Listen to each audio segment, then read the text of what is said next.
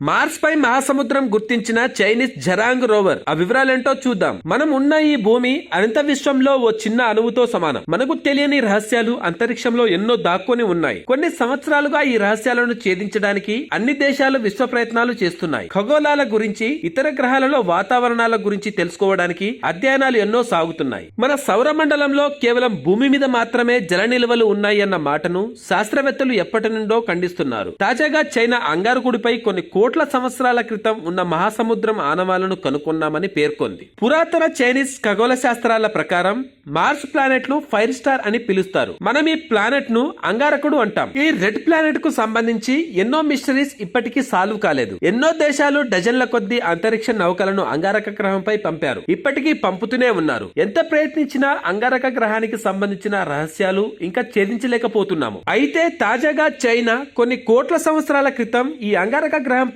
ఒక మహాసముద్రం ఉండేది అని తన పరిశోధనలతో తేల్చి చెప్పింది. చైనా అంగారకుడు పైకి పంపిన జరాంగ్ రోవర్ దీనికి సంబంధించిన కొన్ని ఆధారాలను సేకరించినట్లు వాళ్ళు వెల్లడిస్తున్నారు. మార్టిన్ ఉత్తర అర్ధగోళంలోని ఉటోపియా ప్రాంతంలో ఈ రోవర్ 20201 లో ల్యాండ్ అయింది. అప్పటి నుంచి ఇది మార్టిన్ ఉపరితలాన్ని పరిశీలిస్తోంది. ఈ నేపథ్యంలో తాజాగా ఈ రోవర్ పంపిన కొంత డేటా అక్కడ కొన్ని సంవత్సరాల క్రితం ఇంకిపోయిన సముద్రాన్ని సూచిస్తున్నట్లుగా శాస్త్రవేత్తలు గుర్తించారు. మార్స్ పై ఉన్న ఉటోపియా ప్లానేషియా అనే ప్రాంతంలో ఓ పురాతన మహాసముద్రం ఉండేది అని తమ జరాంగ్ రోవర్ గుర్తించినట్లు చెబుతున్నారు. సుమారు 3.42 బిలియన్ల సంవత్సరాల క్రితం కొన్ని తెలియని కారణాల వల్ల ఆ సముద్రం ఎండిపోయి ఇంకిపోయిందట. అంతేకాదు ఆ సముద్రం ఉన్న సమయంలో అక్కడ సూక్ష్మజీవులు కూడా ఉండే అవకాశం ఉంది అని వారు తెలుపుతున్నారు. దీనికి సంబంధించిన మరిన్ని వివరాలు త్వరలో వెల్లడిస్తామని, ఇంకా దీనిపై పరిశోధన కొనసాగుతోందని చైనా పేర్కొంటోంది. Thanks for watching.